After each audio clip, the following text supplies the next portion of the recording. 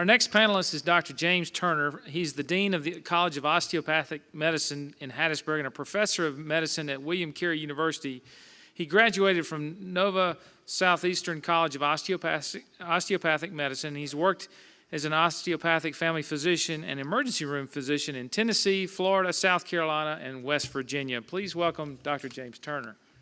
I really appreciate the opportunity to come and talk about one of my favorite topics, access to health care. And I'd like to point out that even though I may have worked in all those other places, I think my wife and I have found our home, and we will be in Mississippi hopefully for a long time to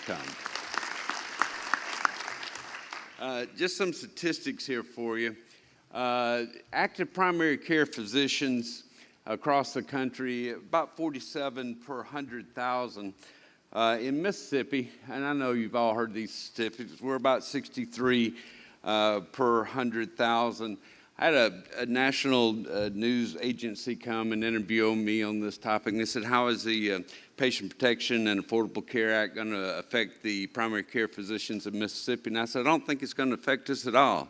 And they said, why is that? I said, when your demand is so much greater than your supply, increasing the demand may not affect the workload of these people. I mean, we're already working at such a capacity. 63.6 primary care physicians per 100,000. That puts us 50th in the U.S., and I promise you, I'm not doing Mississippi bashing here. If you look at the number of active female physicians in our state, a little less than 22%, putting us 48th. I'd like to tell you that our new class at Carey that just started about a week ago is exactly 50-50, 50% male, 50% female.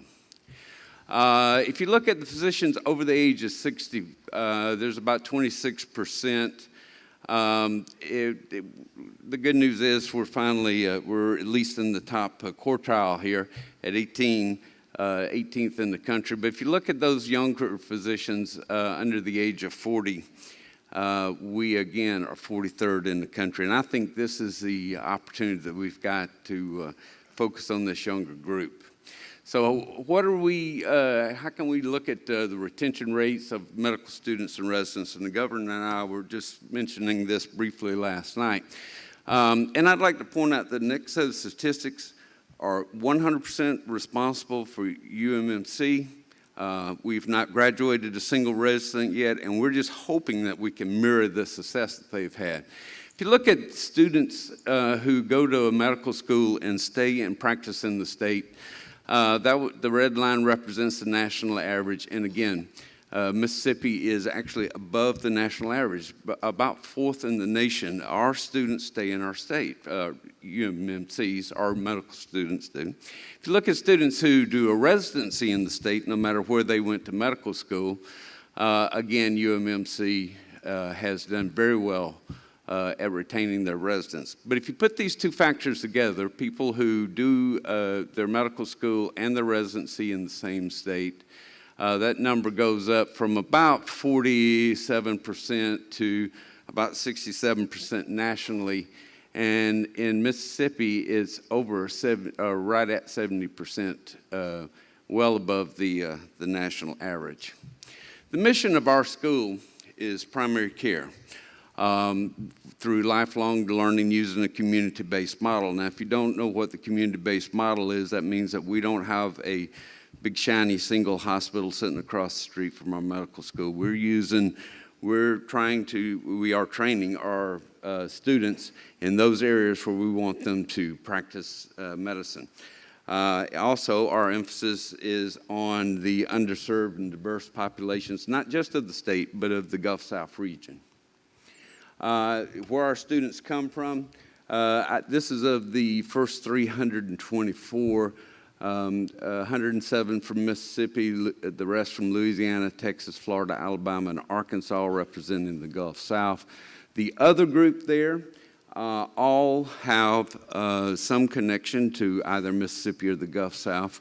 We have one student from Chicago, and I was asked, how does she represent the Gulf South? And I explained to her that her mother, grandmother, and first cousins all live in Jackson, Mississippi, and we accepted that. The red circles here are our community-based training sites. We believe, and we've seen some this modeled up in Kentucky. I wasn't smart enough to come up with this on my own, and it was actually proposed before I got here. The people in Kentucky did this. They took their students and put them in areas like Clarksdale, Mississippi.